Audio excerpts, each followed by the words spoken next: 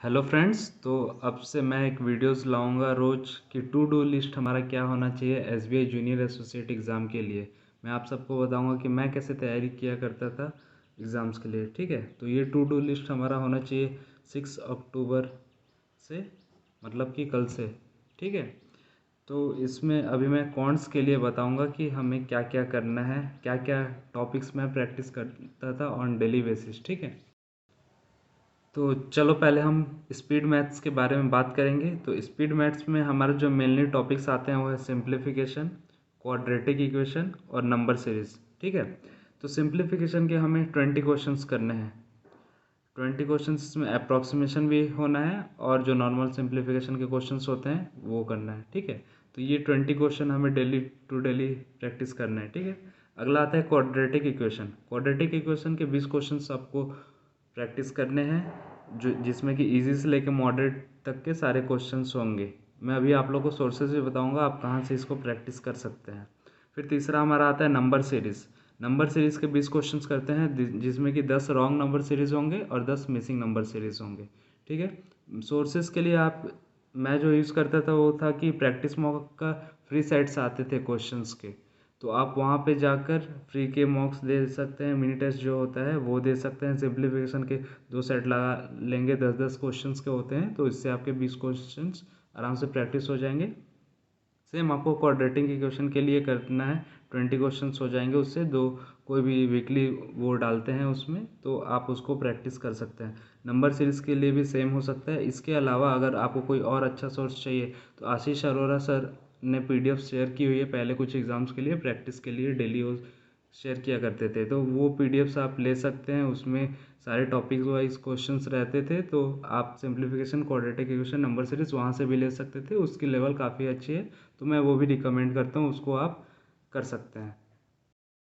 मैं एक्सपेक्ट करके चल रहा हूँ कि आप पिछले कुछ महीने से तैयारी कर रहे हैं, तो ये सारे टॉपिक्स करने में आपको हार्डली 45 मिनट्स लगना चाहिए। इस आप एनालिसिस भी कर पाएंगे इतने टाइम में। लेकिन अगर आप न्यू कमर हैं, अगर फ्रेशर हैं, तो आप ये टॉपिक के लिए 1 आवर भी ले सकते हैं आराम से। आपको टाइम देखने की ज़रूरत नहीं है, बस आपका कॉन्सेप्ट क्लियर होना चाहिए और जो आपने प्रैक्टिस किया है उसको खुद अच्छे से एनालिसिस करना है।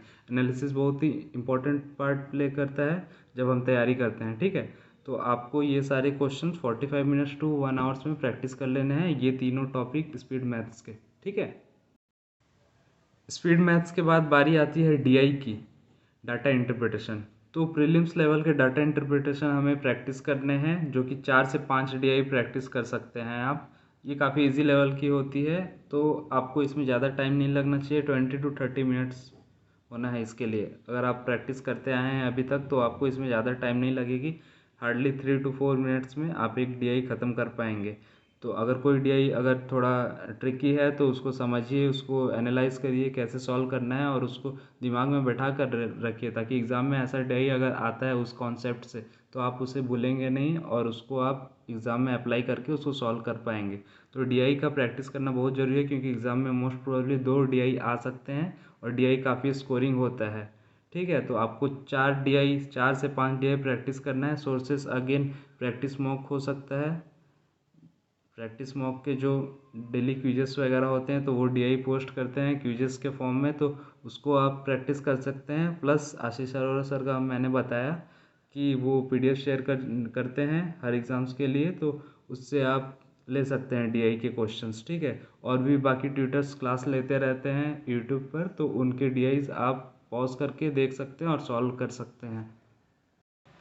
देन नेक्स्ट, अगर आपने एरिथमेटिक्स प्रैक्टिस किया हुआ है, सारे चैप्टर्स का बेसिक आपका क्लियर है, तो आप एक मिक्स्ड एरिथमेटिक का सेट लगाएंगे, जो कि अगेन प्रैक्टिस मॉक से हो सकता है। 10 क्वेश्चन का सेट आता है, तो उसको आप सॉल्व करिए टाइमर के साथ। आप कितना क्वेश्चन सॉल्व कर पाते हैं, अगर टाइम में 4 क्वेश्चन, 5 क्वेश्चन, 6 क्वेश्चन भी कर पाते हैं आप तो काफ़ी अच्छी बात है।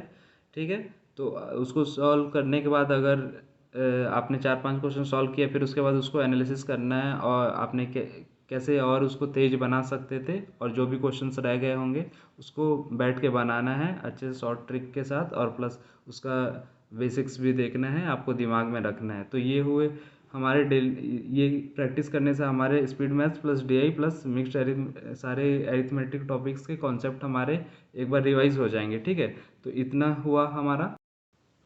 उसके बाद हमें डेली टू डेली बेसिस पे कुछ टॉपिक्स पर्टिकुलर अरिथमेटिक के प्रैक्टिस करने हैं। जैसे कि आज कल के लिए मैंने रखा है 6 अक्टूबर के लिए मैंने रखा है टाइम वर्क और पाइप्स एंड सिस्टर को प्रैक्टिस करना है।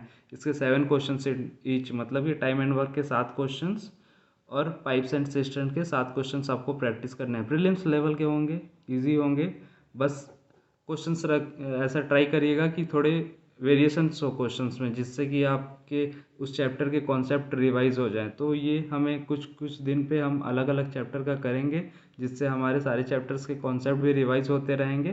प्लस हमने जो ये मिक्स्ड अरिथमेटिक सेट किया, इससे क्या होगा कि बाकी चैप्टर्स के भी रिवाइज हमें कॉन्सेप्ट रिवाइज रहेंगे। ठीक है, तो ये रहा आपका क्वांट्स का टू डू लिस्ट, जो कि आपको 2.5 आवर्स से लेकर 3 आवर्स तक में कंप्लीट कर लेना है, ताकि आप बाकी भी सेक्शंस को, रीजनिंग और इंग्लिश को भी टाइम दे पाए। प्लस आपको करंट अफेयर्स भी साथ में करते रहना है। तो कोशिश करेंगे इसको एनालिसिस करते हुए अच्छे से करेंगे और इसको कंप्लीट करेंगे 2.5 आवर्स से लेकर 3 आवर्स के बीच में। अब नेक्स्ट मैं वीडियो में आपको रीजनिंग का टू डू लिस्ट भी शेयर करूँगा।